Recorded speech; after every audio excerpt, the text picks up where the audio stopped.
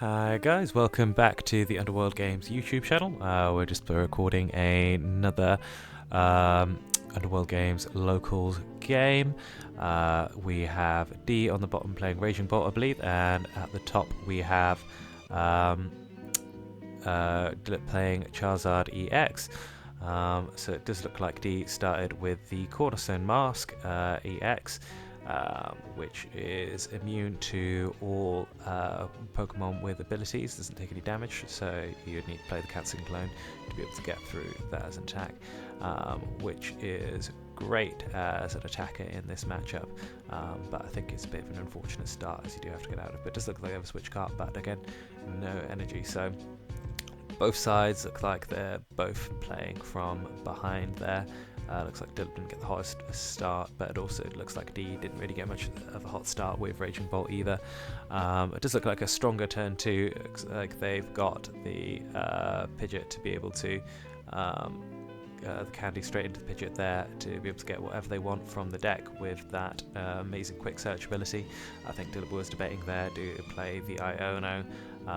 Looked like D didn't have the hottest start, but neither did Dilip, so do they go for all the cards and hope that they can get something off the 6 cards from Iono, but also you're giving your opponent a couple of cards to be able to sort of get off to the races as well.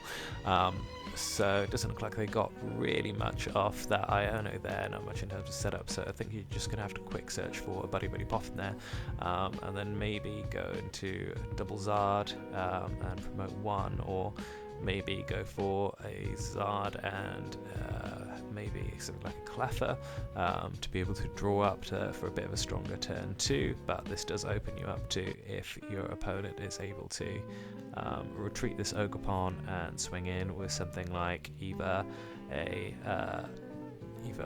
Raging Bolt or another Ogerpon or so. It does open you up to being punished if you don't put down the 2 Zards. It does look like Dilip is eyeing up the Duskull again. I'm not sure if I love this a huge amount. What this does mean is, again, you're giving your opponent a prize to be able to put some damage on the board. So maybe they're hoping that D will have such a slow start that they can just punish and run over them with it, or maybe they're hoping that maybe they can throughout the game double Dusk Noir to be able to knock out the Cornerstone Mask, as that could be a bit of the forward and the side of a lot of Zard players as they can't get through. But yeah, I think overall it's not very strong in this matchup. I think they are debating taking that away, maybe going for a second Charizard, maybe going for another second Charizard, a second Charmander, or another consistency card over that Cleffer. Yeah, it does look like they're opting to go for that Clever just to start the turn with a couple more cards in hand. Maybe get a bit of the strong start. Doesn't matter if you give it up as a prize. But as I say, this does open Dilla up to having their one attacker on board being knocked out.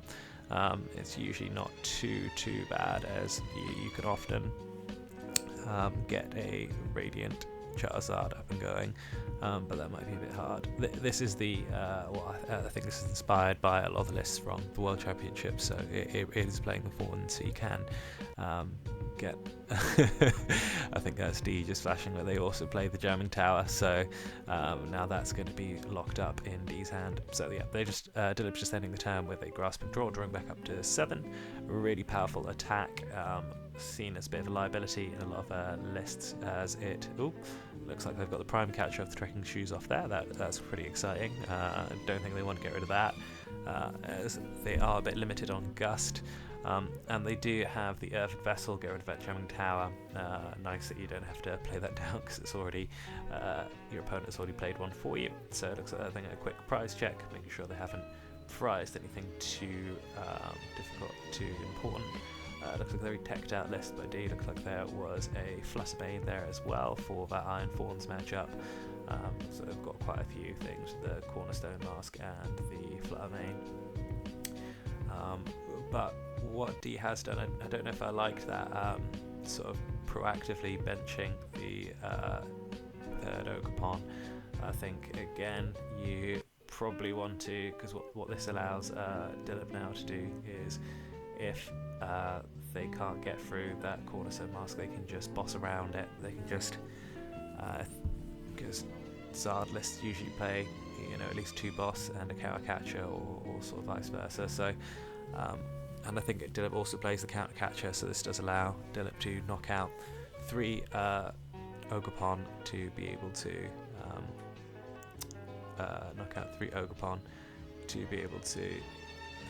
sort of win the game. So again, unfortunate, as we did say, it does look like. I thought that was a 2 retreat cost. Is it not? No, it's only 1. Ogerpon is only 1. Cornerstone Mask is only 1 retreat cost, so that's not too bad. But they are retreating. They do have the switch card in hand. They could have played that, or they could have played the Prime Catcher, but they are valuing the Prime Catcher over that. I do wonder, because I think this is meant to be a Raging Bolt list, but I haven't seen any Raging Bolt yet. I didn't have a quick look through the deck. I wonder if this is actually maybe a Cornerstone, an Ogerpon list, or maybe it's trying to go for that. But I do think this is a Raging Bolt deck. They're just not playing all the Raging Bolt cards right now. They seem to have missed those off both the starting hand and the Iono. But again, really hot start from, not the hottest start from either player, but definitely better for D there. So I think, again, Dilip is just wondering what to pick up off this Arven. So I think they're going for a Nest Ball and maybe a Defiance Band. Again, not that any tools matter at the moment because the Jamming Tower is in play, so they wouldn't be able to use the They've got a Defiance Band just to thin it out of the deck. So they are going to Nest Ball, possibly for a Pheasantipity, draw into a couple more cards. Again, I'm not sure if I love this, as this does put another 2 prize liability on the board, but there's already the Pidgeot, so it doesn't make a huge difference.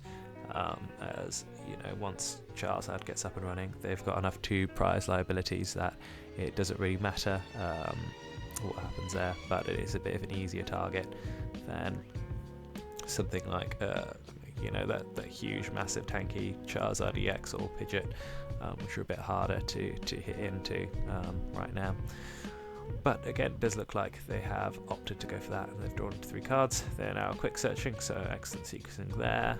Get all your draw first, and then see what you've got left in the deck. They are going for a Buddy Buddy Poffin. They do play the 3rd Zard, and looks like they're going for a Duskull, probably just to thin it out the deck.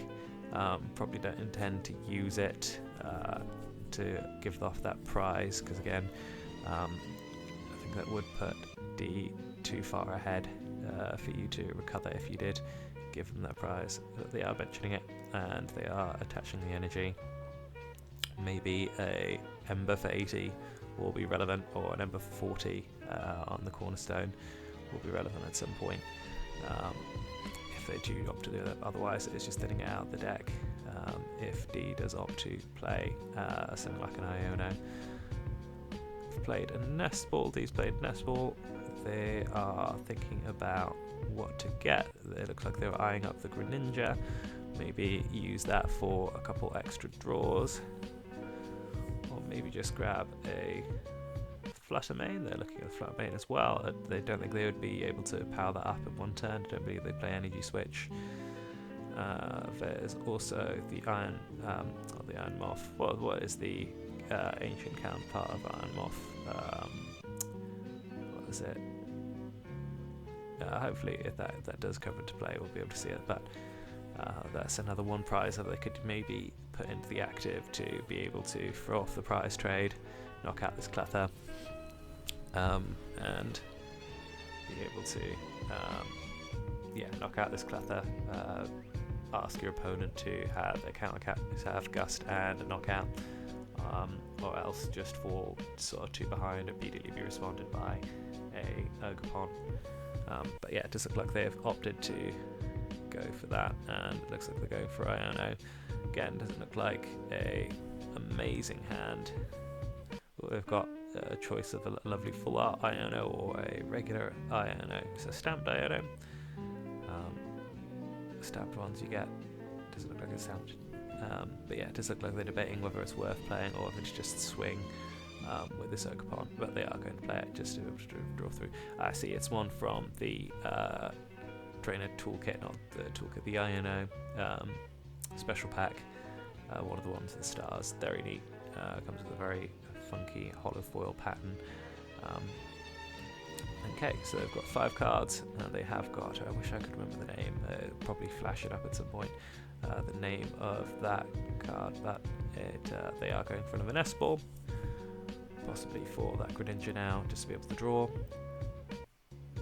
And hopefully see something, maybe like another Earthen Vessel, just maybe burst a couple more energy onto the board, maybe get a lightning energy to be able to attach the Raging Bolt to be able to respond into whatever Dilip chooses to put into the active, so they are offering them the cut, and it looks like they are going to, and very nice using those giant coins to be able to show when they've used those abilities. Much neater than my gameplay. Probably should invest in some tokens or some coins to be able to see that a bit better, but they are bumping the Jamming Tower and using Pokestop. I don't think bumping the Jamming Tower matters too much. Oof, we've lost. Oh, good. Definitely worse Pokestops we've seen, but that is not the best one to get off. You're hoping to get again something like the Earthen Vessel, maybe burst a couple more energy onto the board. But we're debating: do we keep the fighting energy? No, they're just going to put that. And there's the Earthen Vessel. Depends if they want to use that. Maybe they can discard. What does it say? I can't see their throw. So Speed Wing or something. I'm not sure. I think that's one of the attacks. In fact, I think I actually have one next to me somewhere. So we've got Slither Wing. That's what it's called. Why it took me so long to remember what that was called. So that's Slither Wing, not Speed Wing. So yeah, they are opting to get 2 energy off their Vessel, grass energy to continue to dig into the deck. Maybe set up one of these Ogerpons as maybe that one with the 1 energy on the bench as another backup attacker. Again, rather than a Raging Bolt deck, this has become an aggro. No, opting to spread out those attachments, not a bad shout either. It does mean that if one is knocked out, and as I say, it doesn't matter to one is knocked out, they are able to respond, even though they've got one of the active.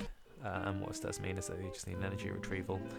They can still attack with an Ogerpon next turn, regardless of what happens. Okay, so they're just taking that knockout on that Cleffa. Poor Cleffa, what did it do? An ability 1, Humanity. It was so young as a baby Pokemon. But yes, now back over to Dilip. So Dilip is going to just start with flipping that script. Again, great to flip the script before using something like Quick Search, so that you can know what you've got in your hand, have the most information, be able to attack. D is in the lead, but as we'll see in other games, or have seen in other games on the channel, this doesn't mean much in the Charizard matchup, because as long as D isn't able to find enough Gust, Charizard can just run away with this matchup. Because they can just respond with something like the Radiant Charizard and make it awkward for the opponent, force them to take those singular prizes. So they are debating on what to get off this Ultra Ball. Again, I imagine they'll probably just want the Radiant Zard, however they just look like they're eyeing up the Dusclops for some reason. Maybe they're hoping to get a prize off the Radiant Greninja. Again, I'm not sure how this would benefit Dilip's prize map in terms of him winning the game. It would just give up a prize, meaning that D would have to only knock out 1 2-prizer and 1 1-prizer. So I think, yeah, they are going for a Dusclops again. I think maybe just to fit it out of the deck. Probably again would have gone for either maybe a Charmeleon or that Radiant Zard, but maybe Radiant Zard is prized, which is a little bit unfortunate. But just with D's luck so far, it's very likely. No, it is there. The Radiant Zard is in deck. Again, it would be quite a big commitment to it, but they are going for the quick search. Now they are ultra balling away a couple of bits. They're ultra balling away a boss. Again, I don't know if I'd like this, because if D decides to just play the control game, just putting in the cornerstone mask in the active, they might not have enough gust to be able to duke it out, but they are already getting rid of one, so they should be fine, as most Zard lists play at least 3 gust, so if they knock out this active here, they'll still be able to have 2 gust to be able to take a couple more knockouts. So they're going to use that Infernal Rain ability, can get up to 3 fire energy from the deck. I think they had 2 in hand, it was already 1 on board, that might be all the fire energy spoken for. So those 2 energy are probably going to go straight onto their Radiant Zard, attaching 1 from hand. With that amazing Excited Heart ability, they can attack for 1 less energy for each prize card taken, meaning that it's normally 5 energy attack cost, only costs 3 energy.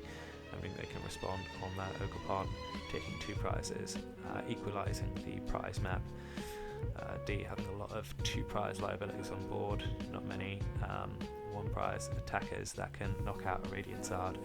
Again, it appears to be Raging Bolt's Bane versus Radiant Charizard. So they've gone for the energy retrieval, immediately going for a grass energy and a psychic, so grass can use to go for a teal dance, and that not psychic, grass and a lightning, and that lightning can go onto the active. And what D is probably hoping is that, and there's a second teal dance, is that they'll knock out, and as there's only 1 energy on the Charizard, I don't know if we'll have prized too many, or they won't be able to pull together a rod and draw into a combo of something like Pheasantipity, but I think, as we've seen, Dilip does have the fire energy in hand ready to attack next turn, so regardless of what D chooses to knock out, I think this is going to be quite difficult. So a better Pokestop there, got 2 items, only discarding a Raging Bolt. You only need the 2 to finish this game out.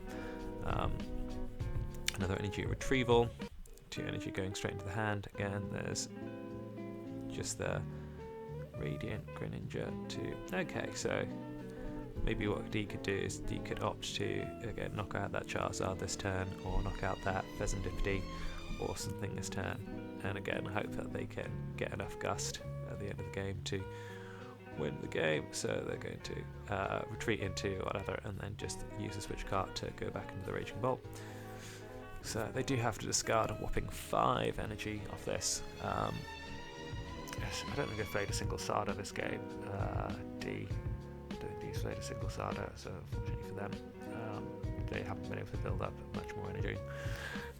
So again, I don't know if I like this play, leaving the energy on the Raging Bolt. I think I would prefer to leave an energy on one of those Ogerpon. It means that they can, worst case, attack Ogerpon next turn. Because what this means is that that energy is basically gone, because that Radzard with the Excited Heart ability is already going to be taking a knockout this turn. It's already powered up. Normally the attack means it can't attack next turn, but because D did move it out of the active, it effectively acts like one of the Pokemon in the game, where if they're retreated, that all status condition's gone. So Dilip is using that quick search ability to find a card. I think they did flash it earlier, but I can't remember what it was. I didn't see what it was. Again, it's really hard to know what people have in their hands, as we are just cut off. It looks like they are going for a Roxanne for a disruption play. Probably put down the Charmeleon, go for the Roxanne. They are not going for the Charmeleon. I wonder if maybe they've just forgotten that that was benched the turn before. Again, I see no reason not to play that, as what this does mean is that it's a little bit harder for them to get a final attacker at the end of the game, because they're going to knock out with this Radzard, and then yeah, they're going to knock out this Radzard, and then if D takes knockout on the Radzard, then Dilip might not be able to respond. But with such a huge hand of 6 cards, and quick search, plus prizes, if D doesn't play Disruption, doesn't play that second Iono, it's very unlikely that Dilip's going to miss next turn. And again, this is just the power of the Charizard deck and the power of Serendipity EX as well. Can't be understated. Just 3 cards every turn after a knockout is so powerful. Very little counterplay to it at the moment. There's only Iron Thorns that really shuts it off as an attacker, which I think a lot of people can find quite difficult to play against, but I think Iron Thorns is very healthy for the format. Otherwise it just kind of becomes big basic deck smashing against other big basic decks. As Serendipity just gives you so much consistency in the late game. This kind of punishes decks like Iron Thorns punish decks that rely on EX abilities and other abilities, so they are going for the Ultra Ball. Again, I don't know why Dilip didn't evolve up that turn, unless I was looking at the wrong card in the hand. They've just thinned out their hand of cards, but this does thin the hand out of junk. Again, maybe they're opting, knowing like, oh, I've drawn so many, I've got so many Ultra Ball left in my deck, I'm almost guaranteed to draw into it. I don't really need much else to finish this game out. So again, a really difficult position for D to come back from.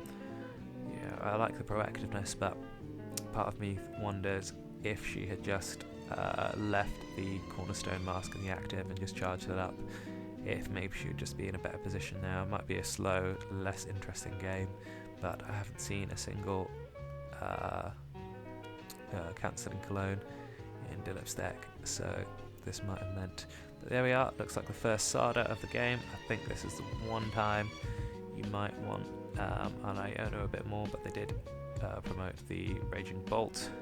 I think they just going to go all in, going to knock out, just hope that. But with quick search it is so, yeah, it is so difficult, you know, they're going to get the knockout, so I think they're just hoping that they can get this, and I wonder if they do play the Pokemon Catcher, so they're just going to hope to attach it to energy, and I hope they can put it together, and maybe like a Pokemon Catcher and an energy retrieval. Nope, and I think that seals it up. I think they can burst draw and hope that Dilip can't get out of the active, but Dilip just needs to retreat and evolve up as what's the attack of the Charizard? I'm blanking that at the moment. But they are going, okay, so they are retreating into the Cornerstone Mask, which I think is really good. But I think Dilip does play the Prime Catcher in his list as A-Spec of choice. A-Specs being those one of very powerful cards in their deck that they're going to play one of that. It looks like they do have their index, so yeah, Prime Catcher, they're going to bring up any of those 2 prize Pokemon, go into the Pidgeot EX, retreat with it, and they're going to use their Combustion Blast to take those last 2 prizes. And it looks like a boss was prized, so they were looking for the boss. Looks like D doesn't play the catchers, but plays a list with boss. But really interesting back and forth game. Possibly a couple of good routes there. Either player could have taken. Obviously mistakes played. As you know, Pokemon, it's locals. It's not regionals. Not everyone's going to be playing 100%. Not going to 100% locked in. But very interesting game. Very interesting lists from both players. But again, that's another video on the Underworld Games channel. Thank you so much for tuning in. Please do pop down to the store if you do come around to the Nottingham area. We're just near the train station in Nottingham. Loads of Pokemon product, also loads of other TCGs as well. As you'll see on the channel, there's One Piece, there's Magic the Gathering, and also Beyblade is something that's recently been introduced.